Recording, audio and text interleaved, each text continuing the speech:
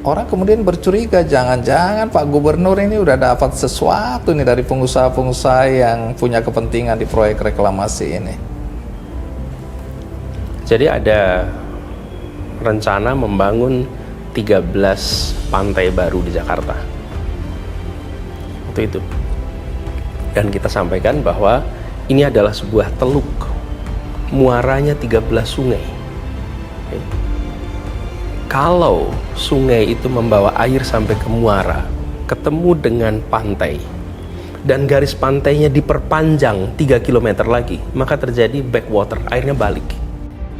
Mahkamah Agung akhirnya menolak gugatan PT Jaladri Kartika Pakci di tingkat peninjauan kembali atau PK. Alhasil, keputusan Gubernur DKI Jakarta Anies Baswedan yang mencabut izin reklamasi Pulau 1 sah. Kasus bermula saat Anies Baswedan pada 6 September 2018 mengeluarkan surat keputusan Gubernur Provinsi DKI Jakarta nomor 1409 tahun 2018, yaitu perihal pencabutan beberapa keputusan gubernur tentang pemberian izin pelaksanaan reklamasi sepanjang yang berhubungan dengan keputusan gubernur nomor 2269 tahun 2015 tentang pemberian izin pelaksanaan reklamasi pulau kepada PT Jaladri Kartika Pakci. Jakarta akan terendam air karena air yang seharusnya sudah sampai ke laut justru ketemu dengan daratan tambahan yang bisa sampai 3 km panjangnya. Itu harus dipompa raksasa, Bang, untuk melakukan itu semua. Apa efeknya pada Jakarta? Wih, dahsyat. Jakarta itu harusnya kalau mau nambah kebutuhan lahan untuk tinggal high rise, bukan nambah laut di Uruk. Kenapa? Karena ini muara sungai. Jadi bukan anti reklamasi titik, bukan. Reklamasi itu netral. Di mana dia bermasalah, di mana dia tidak bermasalah. Mengetahui hal tersebut, PT Jaladri Kartika Pakci tidak terima dan menggugat Anies ke Pengadilan Tata Usaha Negara Jakarta. Gayung bersambut, pada 11 Desember 2019, PT UN Jakarta membatalkan dan mewajibkan Anies mencabut surat keputusan Gubernur Provinsi DKI Jakarta nomor 1409 tahun 2018. Anies tidak diam dan mengajukan banding, namun buntu. Pengadilan Tinggi Tata Usaha Negara atau PT TUN Jakarta menguatkan putusan PT UN Jakarta. Mengetahui hal itu, Anies tidak mengajukan kasasi tapi langsung PK. Kali ini Anies bisa tersenyum karena permohonannya dikabulkan oleh MA. Hal tersebut menjadi kabar buruk bagi PDI Perjuangan. Pasalnya, fraksi PDIP DPRD DKI Jakarta menilai upaya hukum yang dilakukan Pemprov DKI Jakarta agar Pulau I tidak direklamasi sangat lemah. Bila Gubernur DKI Jakarta Anies Baswedan mengajukan kasasi ke Mahkamah Agung, PDIP menilai itu hanya berdasarkan janji kampanye. Di sebuah teluk, tempat muara sungai-sungai, di situ ditambah, ya bermasalah untuk warga Jakarta. Jadi setelah Anda menyekel, kemudian Anda Satu sedikit nih. Ya. Nah, jadi saya hentikan. Ada yang sudah jadi, Bang. Ada 1,5 pulau atau 1,5 pantai. Sebenarnya namanya itu pantai, bukan pulau ini. Di Jakarta tuh banyak pantai-pantai hasil reklamasi. Ada pantai Ancol, ada pantai Mutiara. Itu semua namanya pantai. Itu hasil reklamasi semua. Nah, ada yang sudah jadi. Satu udah full selesai, ada yang baru separuh. Yang separuh tidak bisa diteruskan, diberhentikan. Janji kami menghentikan reklamasi, bukan membongkar yang ada, Bang, karena membongkar lebih merusak lagi nanti. Jadi hentikan. Yang sudah terjadi selesai di situ, tidak bisa ditambah. Jadi yang sudah terjadi baru separuh, mau seperti apapun nggak bisa dikerjakan. Apakah tekor? Ya pasti tekor. Mereka merencanakan sebesar itu, sekarang kami ada segini kok. Ketua fraksi PDIP DPRD DKI Jakarta Gembong Warsono mengatakan, memang alasan hukum untuk menghentikan reklamasi Pulau I yang dilakukan oleh Pemprov DKI Jakarta sangat lemah. Kalau Pemprov akan mengajukan kasasi, yang pertama memang itu prosedur hukum yang bisa ditempuh oleh Pemprov. Yang kedua, untuk menutupi kelemahan kebijakan yang diambil oleh Pemprov yang hanya berdasarkan pada janji kampanye. Selain berdasarkan hanya sesuai janji kampanye, PDI menyebut Anies dinilai tidak konsisten soal reklamasi Jakarta. Gembong menyebut Anies tidak konsisten mulai dari menghentikan reklamasi hingga menerbitkan IMB. Kebijakan penghentian reklamasi hanya semata-mata memenuhi janji politik Anies, walaupun itu juga tidak konsisten.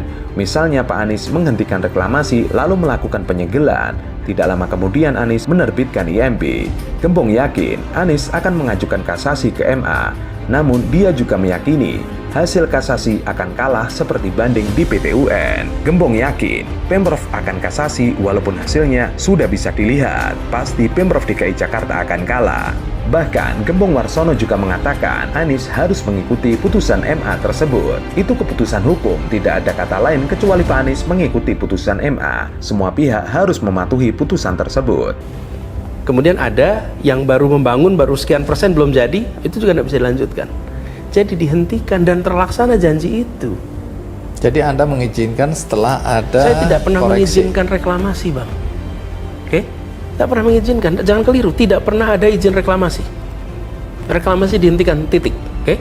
Sekarang lahan yang ada itu diubah.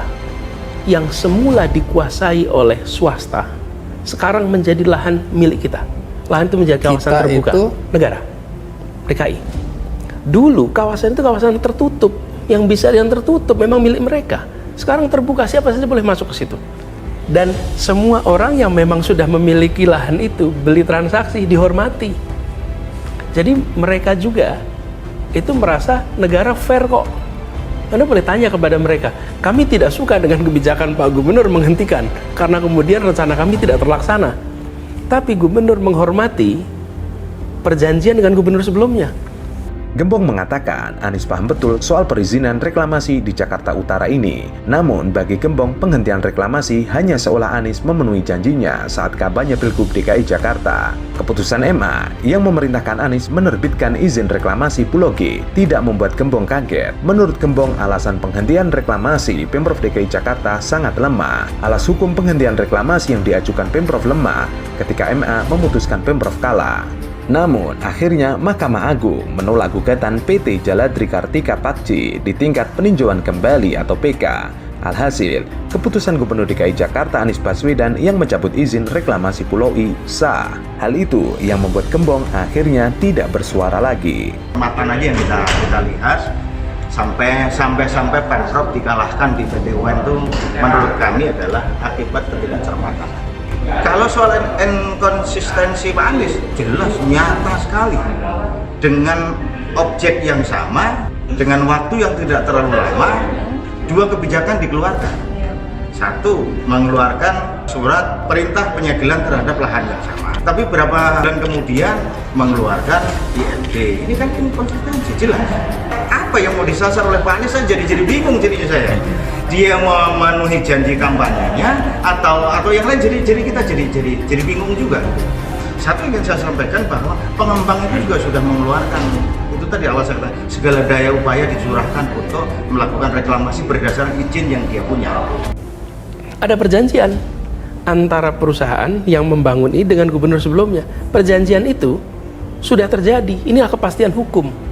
Jadi Anda Bayangkan, hormati itu. bayangkan kalau kemudian, makanya ini saya buat contoh nih Bang untuk berikutnya. Perjanjian-perjanjian yang sudah dibuat itu harus dihormati. Kalau tidak, nggak ada kepastian hukum. Tidak ada lagi orang mau berjanji dengan negara nanti. Kenapa? Karena nanti kalau ganti gubernur, perjanjiannya nggak dihormati. Hormati perjanjian itu, tapi ikut seluruh aturan.